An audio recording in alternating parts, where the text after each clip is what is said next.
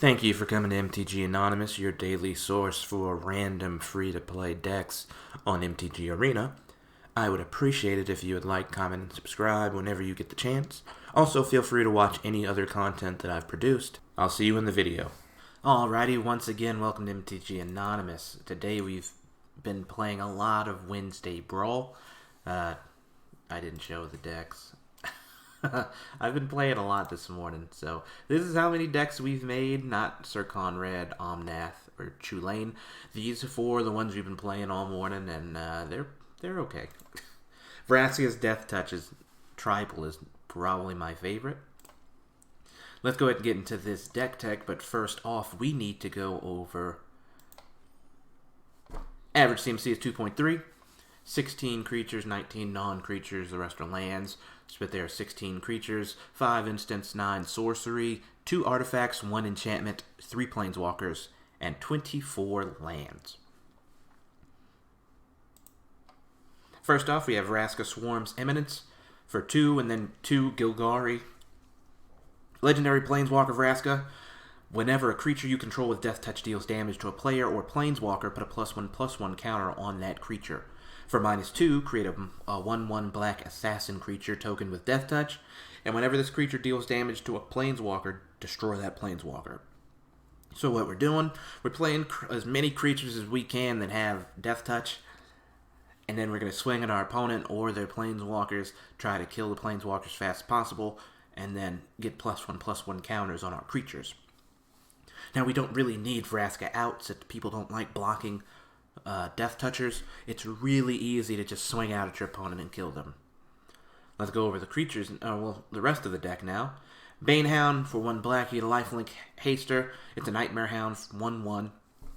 We have this in here to gain life, and then we have ways to put +1/+1 counters on it, and also a way to give Deathtouch. So, what we're going to do is we're going to keep swinging with this over and over again, as we would with all of the 1-drops, actually. Cauldron Familiar, everyone knows what this does. For 1 black, you get a 1/1 kitty.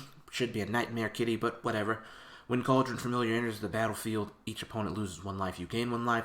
Sacrifice food. Return Cauldron Familiar from your graveyard to the battlefield. So there are 2 ways to make food tokens in this deck. We'll go over those once we get there. But what we're going to do is we're going to be trying to make as many food tokens as possible while Cauldron Familiar is alive. So that way we can just keep bouncing it over and over again. So that way when you run into things like Ashiok, you don't have to worry about the Cauldron Familiar getting exiled from your graveyard. Next, Familiar Foulmire Knight. For 1 black, you get a 1/1 Zombie Knight. It has an instant adventure. For 2 and a black, you draw a card and lose a life. It's here for the Deathtouch. We don't really care about the drawing, losing a life. This deck, as long as we have enough lands to play Vraska and some Deathtouchers, we don't really care about drawing cards. But this is in here just in case we do need to draw cards. Knight of the Ebon Legion. For 1 black, you get a 1/2 Vampire Knight. And then for 2 and a black, it gets +3/+3 and gains Deathtouch until end of turn. Beginning of your end step, if a player lost 4 or more life this turn, put a +1/+1 counter on Knight of Ebon Legion. Again, we can give it Deathtouch, that's why it's in here. It gets +1/+1 when an opponent loses 4 or more life, which is pretty easy in this deck, seeing as our Deathtouchers get +1/+1 whenever they deal damage to player or planeswalker. So this will get big. We'll keep giving it the Deathtouch. Swing out. Vampire Dire Moon, 1 black. Get a 1/1 Deathtouch lifelink vampire. Again, Deathtouch. Nothing really else to say about here. The lifelink is good too. As it gets bigger, we gain more life. Sedge Scorpion for 1 green. You get a 1/1 Scorpion with Deathtouch. That's it. Bone Splinters for 1 black. As an additional cost to cast a spell, sacrifice a creature, destroy target creature. We got lots of 1-drops, so we're going to use this. Sacrifice one of our 1-drop creatures, and then destroy another creature. Preferably like Talbrand or any of the Commnader creatures. This figure for 1 black, you get a -2. Target creature gets -2 until end of turn. This is really good for small removal. Mostly those Dirt 1/1 lizards, or in case you're going against mono red, because a lot of their creatures are 1/1s and 2/2s. Disfigure them before they get big. Problem solved. Duress 1 black. Target opponent reveals their hand. You choose a non-creature, non-land card from it. That player discards that card. Everyone's running something that's non-creature, non-land, so drop this turn 1, get it out of their hand, and then start making your 1-drops. Try to limit the amount of removal your opponents have. Kai's Ghost Form for 1 black. Enchant creature or planeswalker you control. When enchanted permanent dies or is put into exile, return that card to the battlefield under your control. So what's important about this card is if you use this on your commander, you have to make sure that they go to the graveyard. Because if you put them back in the command zone, they are not considered dead or in exile, so they do not come back. I learned that the hard way. So, put this on Vraska, let her die, she comes back, and then boom, now you have 5 loyalty again, so she can survive 5 damage, so you have a little bit more time to make your creatures bigger before she dies again. Price of Betrayal, 1 black, remove up to 5 counters from target artifact, creature, planeswalker, or opponent. So, enemy planeswalkers, mostly Okos, we can use Price of Betrayal, snatch those counters from it, boom, it's dead. Spark Harvest for 1 black is an additional cost to cast a spell, sacrifice a creature, or pay 3 and a black, destroy target creature or planeswalker. So, you know why this is in here, again, Oko. We can make an assassin, we can sacrifice it to the Spark Harvest, destroy target planeswalker, or once we get late enough, then we don't have to sacrifice a creature, we just pay the 5, and then boom. Destroy creature or planeswalker. Witch's Oven, the combo with Cauldron Cat, for 1, tap, sacrifice a creature, create a food token. If sacrificed creature's toughness was 4 or greater, create 2 food tokens instead. We're going to just sacrifice stuff as it dies, or sacrifice tokens if they can't get through. Or if they do get through, depending on like board wipes and stuff, we'll just sacrifice stuff, and then we'll have ways to bring the Cauldron Familiar back. Order of Midnight for 1 and a black, return target creature from your hand or your graveyard to your hand. That's 1 and a black, alter fate. And then the Order of Midnight is a 2/2 human knight with flying. It can't block. It's in here just to grab a creature back from our graveyard, put it in our hand. Since most of our creatures are small, we need to grab them, play them back immediately, or in the case of God Eternal Ronos, honestly, we really would prefer that to not be in our library, so we'll put it in our graveyard, grab it back with the Order of Midnight, play it again. If we don't have Order of Midnight or a way to get it back, then we'll just let it stay. Orzhov Enforcer, 1 and a black, you get a 1/2 human rogue with Deathtouch and Afterlife. When it dies, create a 1/1 white and black spirit creature token with flying. That's in here for the Deathtouch, obviously. Piper of the Swarm, 1 and a black, human warlock. Rats you control have menace. 1 and a black tap, create a 1/1 black rat creature token. And then 2 black tap, sacrifice 3 rats, gain control of target creature. So, that's in here because while Vraska and the Death Touchers are gaining us time, we're going to keep tapping this over and over again. And then once we get to a certain point, we can sacrifice 3 rats and we can steal one of our opponent's creatures. Preferably commander creatures, seeing as we have the hardest time with those.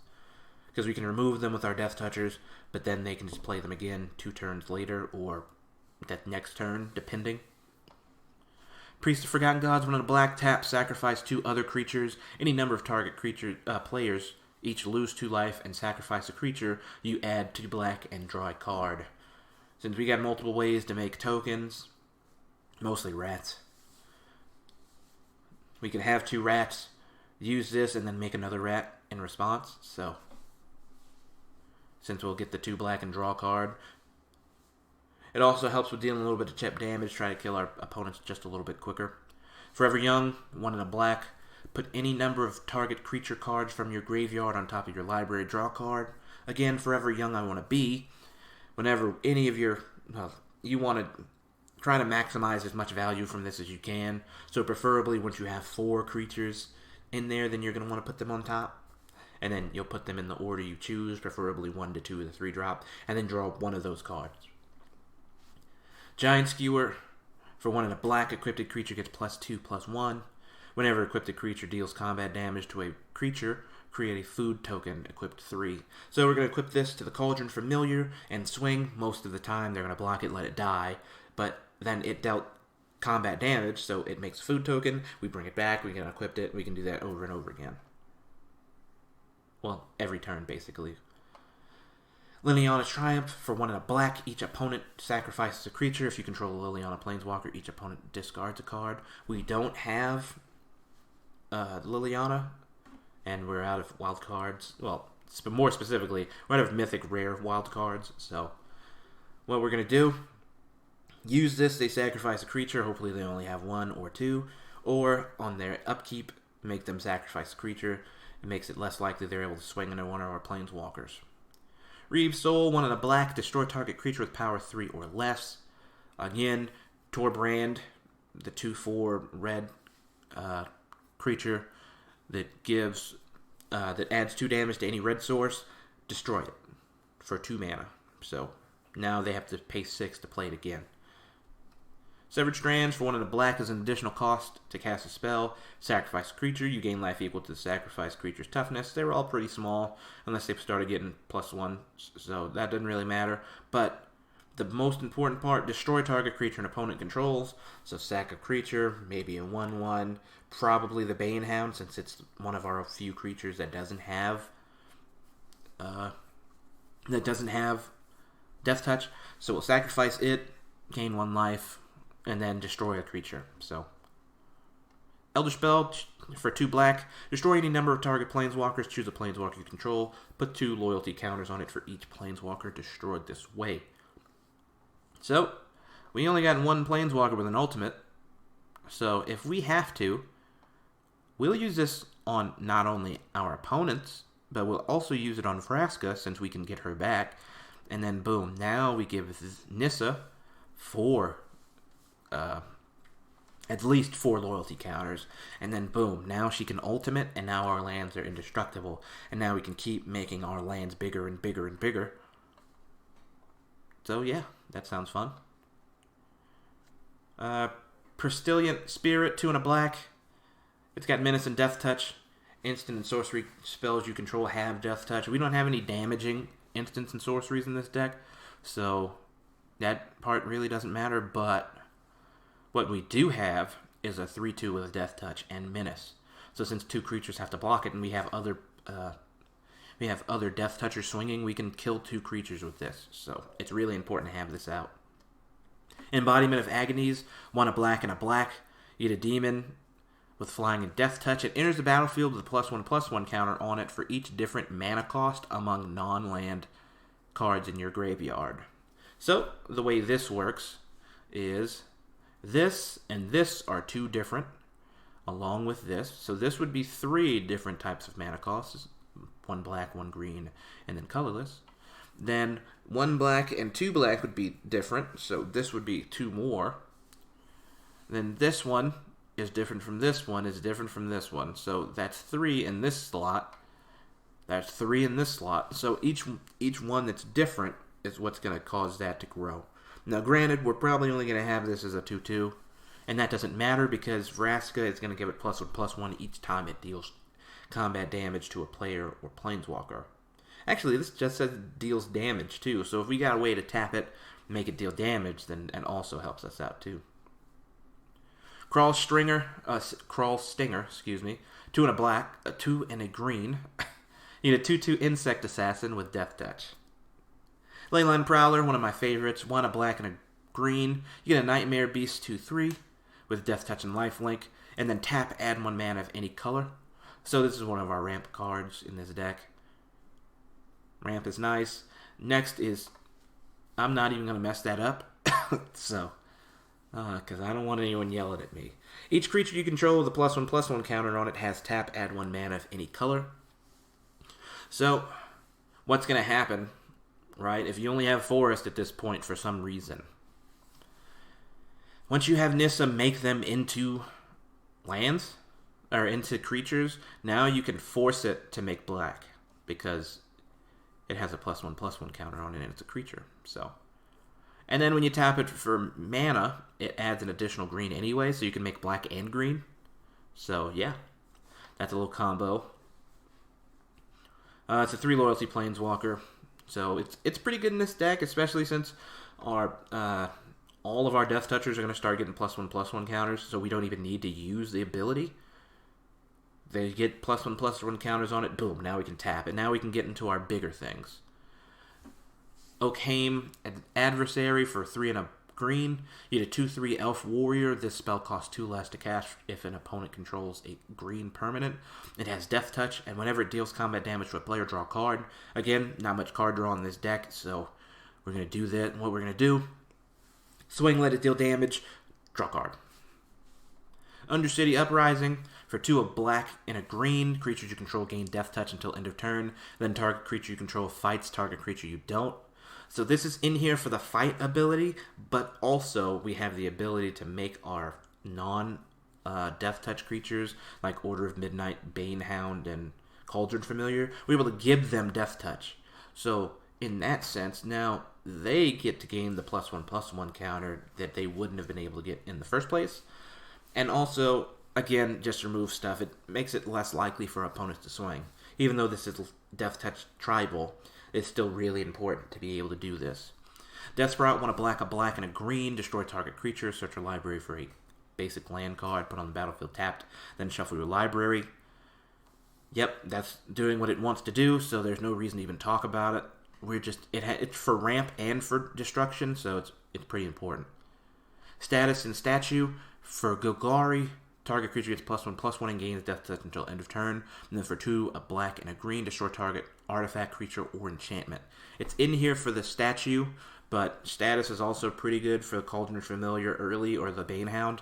So that way we can swing, let it die, but it gained Deathtouch. So, God Eternal Ronus, 3 a green and a green. Zombie God, 5/5 with Deathtouch. When God Eternal Ronus enters the battlefield, double the power of each other creature you control until end of turn. They gain Vigilance. When it dies or is put into exile from battlefield, you may put it into its owner's library 3rd from the top. So what's going to happen? You're going to have made all these +1/+1 counters with your Deathtouchers. God Eternal Ronus is going to enter. It's going to double their power, and you're going to swing out. They have Vigilance too, so they don't. The ones that don't die in the swing, because your opponent will have to block at that point, they will be able to block again, and they gain the +1 from Vraska. Obnixilis, the Hate Twisted, for 3 a black and a black. Whenever an opponent draws a card, it deals 1 damage to that player, and then -2 destroy target creature. Its controller draws 2 cards. Not much to say about it. We're not going to use the -2 unless we need to destroy a creature. It's in here for the ping damage. We want to deal the extra damage to our opponent, so that way they're less likely to take the hits from our Deathtouchers, kill all their creatures, and then boom, Nissa comes out, make our lands into creatures, swing. Everyone knows what Nissa does, so I'm not going to go over it. And for lands, we've got a pish-posh of them. Castle Lochwain. This is in here for the card draw. Whenever we've run out of cards, then we'll start using this. So for 1 a black and a black, tap, draw a card, then you lose life equal to the number of cards in your hand. And it's tapped unless you control a swamp, but more than likely we will since there are 9. Witch's Cottage, when it enters the battlefield, it's tapped unless you control 3 or more swamps. When it enters the battlefield, put a creature from your graveyard on top of your library. There are a whole bunch of creatures. Most of likely they're going to die before turn 3, so you're going to be able to bring them back. Gingerbread Cabin. Same thing as the Witch's Cottage, except for 3 forest. Enters battlefield, untapped. If it does, create a food token. Golgari Guildgate, Overgrown Tomb, Temple of Malady, Field of the Dead, because we have so many different creatures, or different land cards. There's no reason to not run Field of the Dead. Gateway Plaza, since we're 2-color, we need it. Interplanetary Beacon, since we're going to keep playing Planeswalkers over and over again, why not? And then Karn's Bastion for the Proliferate. And that is it. That was Brawl Wednesday. If you wouldn't mind, please like, comment, and subscribe. I really enjoyed making this deck, and probably next Brawl Wednesday or the one after that we'll be doing actual gameplay videos. These are just deck techs for right now. But anyway, like and subscribe. Later.